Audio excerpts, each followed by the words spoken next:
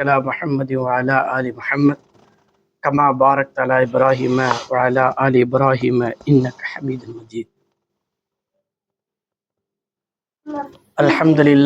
الحمد لله وكفى الصلاة والسلام على سيد المصطفى وعلى آله المجتبى أما بعد فقد قال الله تعالى في القرآن الكريم بعد أعوذ بالله من الشيطان الرجيم بسم الله الرحمن الرحيم ولا تقولوا لمن يقتل في سبيل الله ولا تقولوا لمن يقتل في سبيل الله أموات بل أحياء ولكن لا تشعرون. صدق الله العظيم. وقال نبينا صلى الله عليه وسلم قال إنما الأعمال بالنيات أو كما قال عليه الصلاة والسلام. கண்ணியமிக்க அல்லாஹ் நல்லடியார்களே, அல்லாஹ் மிகப்பெரிய வல்லவன், மிகப்பெரிய நல்லவன், மிகப்பெரிய ஆற்றல் உடையவன். அவன் ஆற்றலுக்கு முன்னால் எதுவும் நிற்காது. அவனுடைய வல்லமைக்கு முன்னால் எந்த ஒரு வல்லமையும் செல்லாது. கண்ணியமானவர்களே, தன்னுடைய வல்லமையை காட்டுவதற்காக, நிரூபிப்பதற்காக முதல் வல்லமையான ஹஜ்ரத் எம்பெருமானார் நபிகள் நாயகம் ஸல்லல்லாஹு அலைஹி வஸல்லம் அவர்கள் இந்த உலகத்திலே வந்தார். இது மிகப்பெரிய ஒரு ஆற்றல், மிகப்பெரிய அல்லாஹ்வுடைய வல்லமை. அல்லாஹ்வுடைய வல்லமையை எடுத்து உரைப்பதற்காக வேண்டிய நபிகள் நாயகம் ஸல்லல்லாஹு அலைஹி வஸல்லம் இந்த வையகத்திற்கு வந்தார்.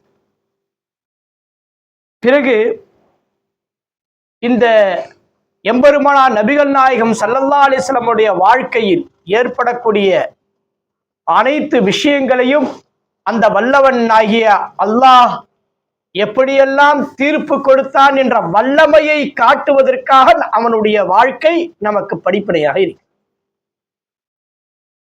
கண்ணியமானவர்களே, நமக்கெல்லாம் தெரிந்திருக்கும்,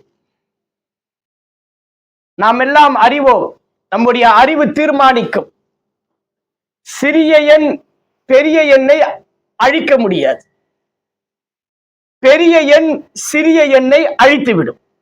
இதுதான் நமக்கு சிறு வயதிலிருந்து கணக்கு வாத்தியாரிலிருந்து அறிவினுடைய பாடம் புகுட்டும்.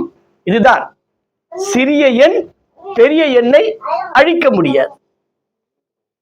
கண்ணியமானவர்களே, வரலாற்றில் மிகப்பெரிய ஒரு அத்தியாயம், வரலாற்றில் மிகப்பெரிய ஒரு தீர்மானம் என்னவென்று சொன்னால், அந்த சிறிய எண் இறையச்சத்துடன் இருக்கும் என்று சொன்னால் பெரிய எண்ணை அழிக்கும், இல்லாமல் ஆக்கும். இதுதான் பத்ர். பத்ருடைய யுத்த களம், பத்ருடைய வாழ்க்கை முழுமையாக நபிகள் நாயகம் ஸல்லல்லாஹு அலைஹி வஸல்லம் உடைய வாழ்க்கையை அலசி பார்ப்போம் என்று சொன்னால், பத்ருடைய வாழ்க்கையை நம்முடைய வாழ்க்கையினுடைய வெற்றி பத்ருடைய வாழ்க்கையினுடைய வெற்றியின் பரக்கத்தாக இருக்கிறது. இன்று நமக்கு ஏற்படக்கூடிய பேரிடர்கள் எல்லாம் பத்ருடைய களத்தை சந்திப்போம் என்று சொன்னால், வரலாற்றை பார்ப்போம் என்று சொன்னால், ஏன் பத்ரிலே கலந்து கொண்ட அந்த பெரியவர்கள், அந்த சஹாபாக்களுடைய பெயரை சொல்லி நாம் துவா செய்வோம் என்று சொன்னால் நம்முடைய கஷ்டங்கள் எல்லாம் தீர்ந்துவிடும். பத்ருடைய அவ்வளவு பெரிய பாக்கியம். ஒன்றுமே இல்லாதவர்கள், பரம ஏழைகள், ஈட்டி இருக்கும் கூர்மை இல்லை, அம்பு இருக்கும் வில் இல்லை, வால் இருக்கும் நீளம் இல்லை. இது எதுவுமே இல்லாமல் இறைவன் வெற்றியை தருவான் என்ற உள்ளச்சத்துடன், இறை நம்பிக்கையுடன் முழுமையாக 113 சஹாபாக்கள் கிளம்பினார்.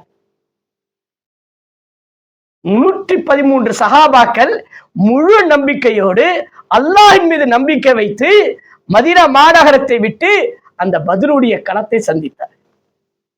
எதிரியிலே எப்படி கோலாகுலம், இன்பமயம், வெற்றி நம் பக்கம்தான், 113 சஹாபாக்களையும் நாம் வென்று குவிக்கலாம் என்ற ஒரு ஏளனமான ஒரு சிரிப்போடு, கண்ணியமானவர்களே, மொத்தம் சஹாபாக்களுடைய எண்ணிக்கை 300க்கு உட்பட்டவர்கள் தான். 300க்கு உட்பட்டவர்கள் தான். அந்த சஹாபாக்களை தூமசம் பண்ணிவிடலாம் என்ற ஒரு எண்ணத்திலே சென்றவர்கள். நாம் பார்க்கிறோம் வரலாற்றை. அந்த காபிர்கள் எப்படியெல்லாம் தங்கினார்கள், தங்கக்கூடிய இடம் எப்படி, எல்லாம் அது உயர்தரமான இடம், உயரமான இடம். இவர்களுக்கு அந்த படையும் படையின் ஆயுதமும் எதுவுமே இல்லை. இன்னும் சொல்ல போனால் நிராதபானையாக அல்லாஹ்வின் மீது நம்பிக்கை வைத்து அல்லாஹ் வெற்றி தருவான் என்ற அந்த 300 சஹாபாக்கள் முழுமையாக நம்பிக்கை வைத்து முன்னேறி செல்கிறார். எந்த போர்க்களத்தினுடைய பயிற்சியும் இவர்களுக்கு இல்லை. இருக்கிறது, பயிற்சி இருக்கிறது, சிறிய பயிற்சி தான். ஆனால் மிகப்பெரிய வல்லமையான மிகப்பெரிய ஒரு போர்க்களத்திலே சந்தித்தவர்களான படைகளை சந்திக்க போகிறோம் என்ற ஒரு பயிற்சி இல்லை. இதிலிருந்து நமக்கு தரக்கூடிய பாடம் என்னவென்று சொன்னால், அல்லாஹ்வின் மீது நம்பிக்கை வைப்போம் என்று சொன்னால் நம்முடைய அறிவு கூட சிந்தித்து பார்க்காத அளவுக்கு வெற்றி கிடைக்கும். கண்ணியமானவர்களே, ஏளனம் செய்தார்கள், அவருடைய வாழ்க்கையை ஏளனம் செய்தார்கள். இந்த சஹாபாக்களா எப்படி என்று சொன்னால், இந்த சஹாபாக்களா ஒன்றும் இல்லாதவர்கள், இவர்களா நம்மளை தோற்கடிக்க போகிறார்கள், அப்படியெல்லாம் கவிதை பாடினார்கள். இவர்கள் ஒன்றும் இல்லாதவர்கள், இவரிடத்துல எதுவுமே இல்லை, இவர்கள் எங்களை தோற்கடிக்க போகிறார்களா, கவிஞர்கள் எல்லாம் கவி பாடினார்கள். பெரும் பெரும் தலைவர்கள் இவர்களை பார்த்து நையாண்டி செய்தார்கள். இவர்களா?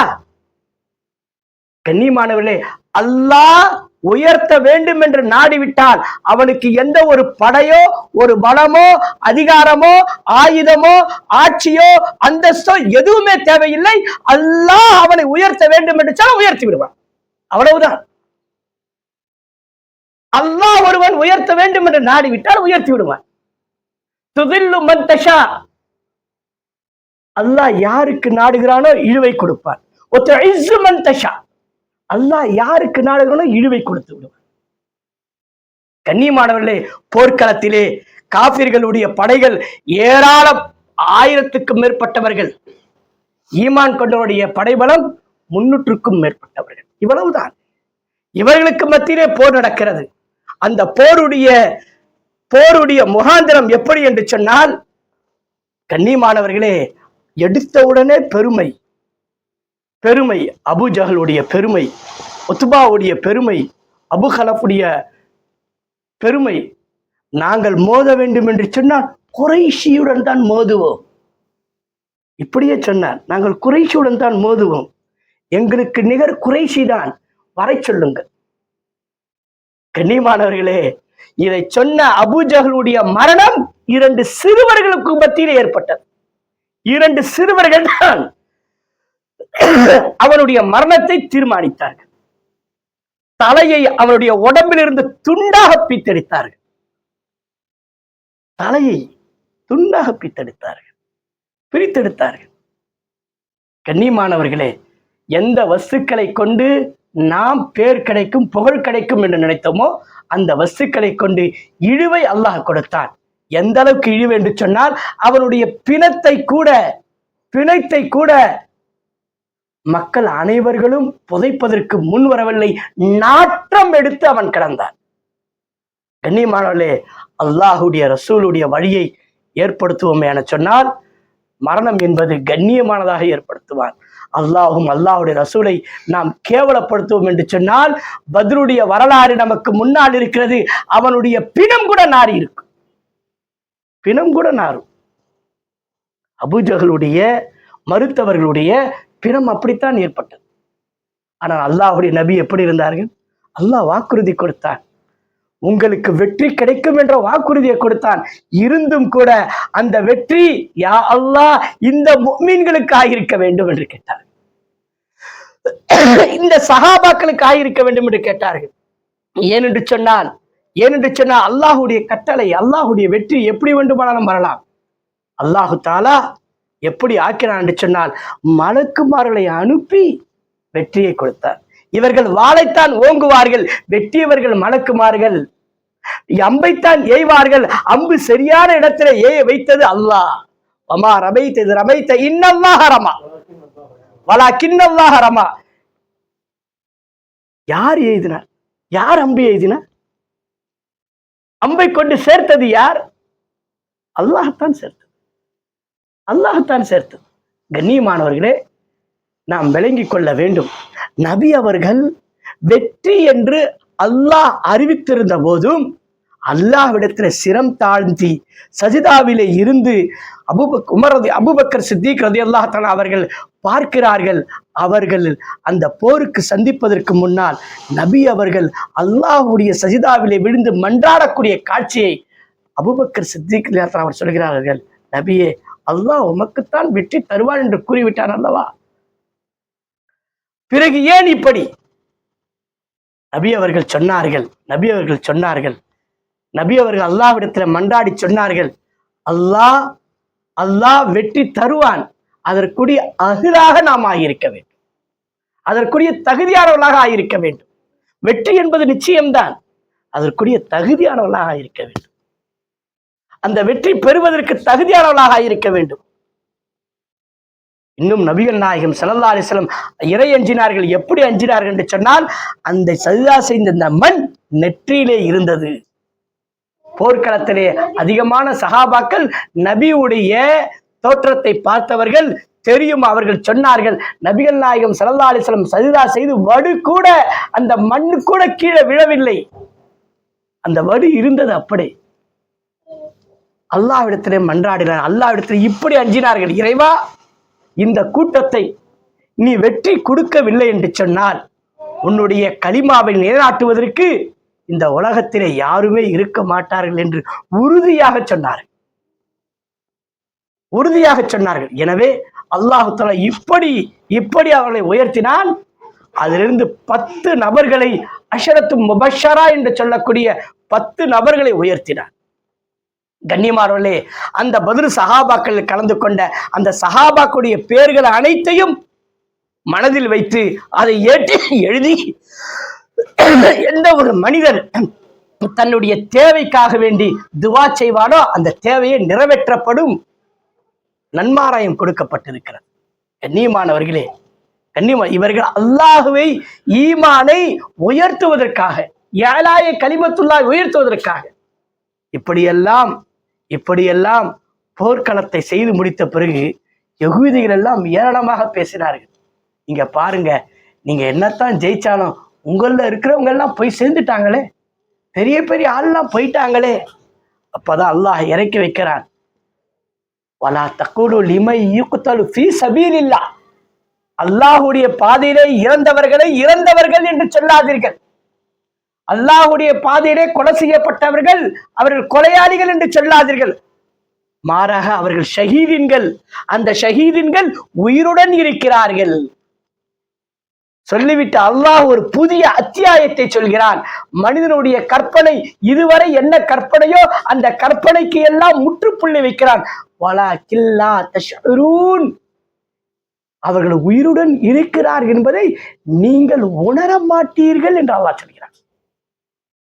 உணர மாட்டீர்கள். எப்படி உயிருடன் இருப்பார்கள்? எப்படி உயிருடன் இருப்பார்கள்? இதெல்லாம் உனக்கு தேவையில்லை, அதை பத்தியே நீ சிந்திக்காதப்பா, அது என்னுடைய வேலை. அல்லாஹ் என்ன சொல்றான்? அது என்னுடைய வேலை. அவர்கள் ஷஹீதின்கள் அல்ல, உலகத்திலே ஒரு தோற்றம் காட்டப்பட்டது. ஆனால் அல்லாஹ்வின் இடத்திலிருந்து அவர்கள் ரிஸ்க் கொடுக்கப்பட்டு ஹயாத்தாக இருக்கிறார்கள். ஷஹீதின்கள் அவர்கள் மௌத்தாகவில்லை. நம்முடைய உலகத்திலே அவருடைய வாழ்க்கை கணக்கு முடிந்தாலும் அல்லாஹ்விடத்திலே வாழ்க்கை கணக்கு முடியவில்லை, தொடரிக் கொண்டிருக்கிறது. சுவனபதி வரை அவர்கள் தொடர்ந்து கொண்டிருப்பார்கள். வலாக்கில்லா தஷ்உரூன், அதை நாம் உணர மாட்டோம். கண்ணியமானவர்களே, அந்த தியாகம் செய்த சஹாபாக்கள், பத்ர் சஹாபாக்கள், அவருடைய தியாகத்தை நாம் முன்வைத்து கேட்கப்படக்கூடிய துவாக்கள் அங்கீகரிக்கப்படும். அவர்களை நினைவு கூர்ந்து இந்த நாளிலே படக்கூடிய பேச்சை கேட்கக்கூடிய உள்ளங்களுக்கு சுப செய்தி உண்டாகும். அந்த தியாகிகளுடைய பற்றி சிந்தித்து பார்ப்பது நம்முடைய உள்ளத்திலே ஈமானுடைய வளர்ச்சி ஏற்படும்.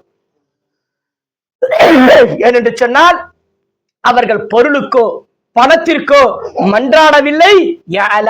கலிமத்துல்லாஹ், அல்லாஹ்வுடைய கலிமாவை உயர்த்த வேண்டும் என்பதற்காக உயர்ந்தவர். இதிலே பல ரீதியாக பல சஹாபாக்கள் சோதிக்கப்பட்டார்கள். அல்லாஹ்வுடைய நபி சொல்கிறார்கள், போருக்கு தயாராகுங்கள் என்று. போருக்கு தயாராகுங்கள் என்று. இது உலகத்துடைய வரலாற்றிலே மிகப்பெரிய ஒரு வரலாற்று. எந்த ஒரு ஆயுதமே இல்லை, ஒன்றும் தவக்குலை வைத்துத்தான் இந்த போருக்கு தயாராகிறார். எந்த ஒரு ஆயுதமே இல்லை. பொருளை கொடுங்கள் என்று சொல்கிறார்கள். அபூபக்கர் சித்திக் ரலியல்லாஹு தஆலா அன்ஹு அவர்கள் பொருள் எடுத்து வந்து கொடுக்கிறார்கள். உமர் ரலியல்லாஹு தஆலா அவர்கள் பொருளை எடுத்து வந்து கொடுக்கிறார்கள். நபி அவர்கள் பார்த்தது கொண்டே இருந்தார்கள். அபூபக்கர் சித்திக் ரலியல்லாஹு தஆலா அவர்களுக்கும் உமர் ரலியல்லாஹு தஆலா அவர்களுக்கும் ஒரு போராட்டம் இருக்கிறது. நன்மையிலே முந்த வேண்டும் என்பதாக அதை வெளிப்படுத்தி காமிக்கிறார்கள். பத்ருடைய யுத்தத்திலே நீங்கள் உங்களுடைய வீட்டிலே எந்த பொருளை விட்டு வந்திருக்கிறீர்கள் என்று சொன்னார். அபூபக்கரை பார்த்து கேட்ட ஒரு கேள்வி இது. நபி அவர்களிடத்தில் அபூபக்கர் சொன்னார்கள், அல்லாஹும் அல்லாஹுடைய ரசூலை தவிர வேறு இல்லை. அப்படி என்று சொன்னால் அல்லாஹுடைய கட்டளை, ரசூலுடைய கட்டளை தவிர அபூபக்கர் சித்திக் ரலியல்லாஹு குடும்பத்திலே வேறு எதுவுமே இல்லை என்ற ரீதியை அவர்கள் பதில் சொன்னார். வேறு எதுவுமே இல்லை, வேறு எதுவுமே இல்லை. இதே கேள்வியா உமர் ரலியல்லாஹு தஆலா கேட்டார்கள். வீட்டிலே என்ன விட்டு வந்தீர்கள் என்று கேட்டார்கள். நான் பாதி பொருளை விட்டு வந்தேன் என்று சொன்னார்கள். அபூபக்கர் சித்திக் ரலியல்லாஹு பதிலை கேள்விப்பட்டவுடன் என்றுமே முந்த முடியாது என்ற ஒரு தீர்மானத்திலே அன்று வந்து விட்டார். கண்ணியமானவர்களே, ஈமானை பரிசீலிக்கக்கூடிய, ஈமானை தராதரத்தை பிரிக்கக்கூடிய ஒரு போர்க்களம் என்று சொன்னால் அதுதான் பத்ருடைய யுத்தம். எந்த அளவுக்கு என்று சொன்னால் அல்லாஹ் திருமலையிலே சொல்கிறார், வஸ்ஸாபிகூன ஸாபிகூன் உலாயிகல் முகர்ரபூன். முந்தக்கூடியவர்கள் முந்தினார்கள். எப்படியெல்லாம் முந்த வேண்டும்? சிலர் இடத்திலே வாகனம் இருந்தது, சில இடத்திலே வாகனம் இல்லை. சிலர் இடத்திலே ஆடை இருந்தது, சிலர் இடத்திலே இறைவன் மறைக்க சொன்ன அளவுக்குத்தான் ஆடை இருந்தது.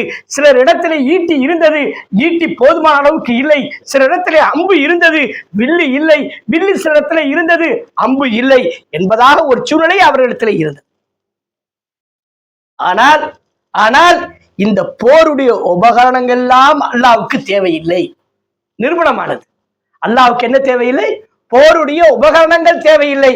அல்லாஹ்வுக்கு தேவை ஈமானுடைய தக்வாவும், இறைவனுடைய ஏகத்துவமும், இறைவனுடைய தவக்கலும், இறைவனுடைய யக்கீனும், நபிகள் நாயகம் ஸல்லல்லாஹு அலைஹி வஸல்லம் மீது வைத்திருக்கக்கூடிய அன்பும், நபிகள் நாயகம் ஸல்லல்லாஹு அலைஹி வஸல்லம் மீது வைத்திருக்கக்கூடிய பற்றும் தான் தேவை. அது முழுமையாக சஹாபாக்களிடத்தில் பெற்றுக்கொள்ளப்பட்டது. அந்த பற்று ஜெயித்தது, அந்த ஈமான் ஜெயித்தது. அதனுடைய வெற்றிதான் பத்ருடைய யுத்தம். பத்ர் என்று சொன்னால் முழுமதி என்று அர்த்தம். பத்ர் என்று சொன்னால் என்ன? முழுமதி என்ற அர்த்தம். அந்த முழுமதியான வெற்றியை சஹாபாக்கள் இஸ்லாத்திற்காக வேண்டி அர்ப்பணம் செய்தார்கள். இன்று இஸ்லாத்திலே எத்தனை இமாம்கள், எத்தனை ஷஹீதின்கள், எத்தனை வந்தாலும் சரி, இவர்கள் தான் முன்னோடிகள் என்பதை நாம் மனதார ஏற்றுக்கொண்டுதான் ஆக வேண்டும். எனவே எனவே கண்ணியமானவர்களே, இந்த பத்ர் சஹாபாக்குடைய நேரத்திலே, இந்த ரமதானுடைய மாதத்திலே இந்த போர் நடந்தது என்று சொன்னால் இது ஈமானிய போர். இது ஈமானுடைய ரூஹானியத்துடைய போர். இந்த ரூஹானத்துடைய போரிலும் ஈமானியத்துடைய போரிலும் வெற்றி கண்டவர்கள் தான் சஹாபாக்கள். வெற்றி கண்டவர்கள் தான் சஹாபாக்கள். அந்த சஹாபாக்கள் எக்காலத்திலும் நம்முடைய வாழ்க்கைக்கு முன்மாதிரியானவர்கள், நம்முடைய வழித்தொண்டருக்கு மிகப்பெரிய ஒரு வழிகாட்டியாக இருக்கின்றவர்கள். நபிகள் நாயகம் ஸல்லல்லாஹு அலைஹி வஸல்லம் இவர்களுக்கு மத்தியிலே தான் வாழ்ந்தார்கள். நபிகள் நாயகம் ஸல்லல்லாஹு அலைஹி வஸல்லம் இவர்களுக்கு மத்தியிலே தான் குர்ஆனை இறக்கி ஓதி காண்பித்தார்கள். நபிகள் நாயகம் ஸல்லல்லாஹு அலைஹி வஸல்லம் இவர்களுடைய வாழ்க்கையை பார்த்துதான் குர்ஆன் இறங்கியது. இவர்களுடைய வாழ்க்கையை பார்த்துதான் குர்ஆன் இறங்கியது. குர்ஆன் இறங்கிய மாபெரும் வாழ்க்கையினுடைய தத்துவம் சஹாபாக்கள். குர்ஆன் இறங்கிய மாபெரும் தத்துவம் பத்ர் சஹாபாக்கள் என்பதை நாம் வாழ்க்கையிலே உணர வேண்டும். நாம் எப்படி உணர வேண்டுமோ அந்த முறையிலே சஹாபாக்களை வைத்து நாம் உணர்வோம் என்று சொன்னால் பத்ர் சஹாபாக்களுக்கு எப்படி வெற்றி கிடைத்ததோ அந்த வெற்றி நமக்கு கிடைக்கும். நம்முடைய வாழ்க்கையில என்ன துன்பங்கள் இருக்கட்டும், என்ன நோய்கள் இருக்கட்டும், பத்ர் சஹாபாக்களுடைய பெயர்களை வாசித்து மனமாற வாசித்து, யா அல்லாஹ் இந்த பத்ர் சஹாபாக்களுக்கு வெற்றி கொடுத்தாயே, அது போன்று என்னுடைய வீட்டிலே பரக்கத்தை கொடு. என்னுடைய வீட்டிலே திருமணம் ஆகாதவர்கள் இருக்கிறார்கள், இவர்களுக்கு திருமணம் ஆகவே. யா அல்லாஹ் என்னுடைய வீட்டிலே திருமணம் ஆகியும் குழந்தை பாக்கியம் இல்லாமல் இருக்கிறார்கள், இவர்களுக்கு குழந்தை பாக்கியம் கொடு. யா அல்லாஹ் இவர்களுக்கு குழந்தை பாக்கியம் இருந்தும் சாலிஹான பிள்ளைகளை கொடு என்ற அந்த பத்ர் சஹாபாக்களுடைய பெயர்களை வாசித்து நாம் துஆ செய்வோம் என்று சொன்னால் அல்லாஹு தாலா அந்த பத்ர் சஹாபாக்களுடைய பரக்கத்தை கொண்டு நம்முடைய வாழ்க்கையிலையும் பத்ர் சஹாபாக்களுக்கு எப்படி வெற்றி கொடுத்தானோ நம்முடைய வாழ்க்கையிலும் வெற்றி கிடைக்கும். எனவே இன்ஷா அல்லாஹ் பத்ர் சஹாபாக்குடைய பேரும் பரக்கத்தானது, பத்ருடைய போரும் பரக்கத்தானது, பத்ருடைய போருக்காக வேண்டி மைதானம் இருந்த மைதானமும் பரக்கத்தானது, நபிகள் நாயகம் ஸல்லல்லாஹு அலைஹி வஸல்லம் காலத்திலே உடைந்த வாளும் பரக்கத்தானது, உடைந்த வில்லும் பரக்கத்தானது. எனவே அன்பானவர்களே, உங்களிடத்திலே கேட்டுக்கொள்வது என்ன என்று சொன்னால், அல்லாஹ்வின் மீது தவக்குல் வையுங்கள். அல்லாஹ் எப்பொழுதும் மறைவதில்லை, அல்லாஹ் தவக்குல் வைத்தவாறு, நம்பிக்கைக்கு வைத்தவாறு கூலியை கொடுக்கிறான். தவக்குல் எந்த அளவுக்கு குறைகிறதோ அந்த அளவுக்கு கூலியும் குறையும் என்பதை உங்களுக்கு முன்னால் வாய்ப்பளித்ததற்கு நன்றினை கூறி வாஹிருதாவான அல்ஹம்துலில்லாஹி ரப்பில் ஆலமீன். எதை கேட்டோம் அதன்படி அமல் செய்யக்கூடிய ஒரு பாக்கியத்தை உங்களுக்கும் எனக்கு அல்லாஹ் தௌஃபீக் தருவானாக.